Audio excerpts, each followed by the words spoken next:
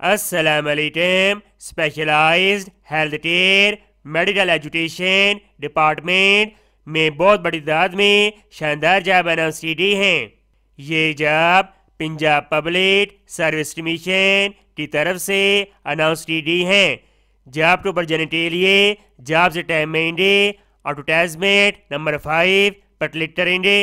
Advertisement open हो जाएगी। आई जाते हैं इसकी डिटेल की तरफ। Specialised health care and medical education department.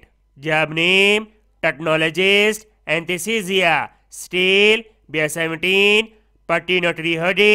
Number of vacancies 150। Qualification graduate 16 साल तालीम in BS honour allied health and sciences over relative discipline के अंदर। एज मेल के लिए 40 साल, फीमेल के लिए 43 साल।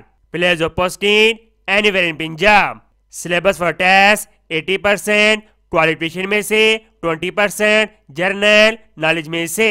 ये ज़रूरी हदायत दी गई हैं, आप इनको पढ़ सकते हैं।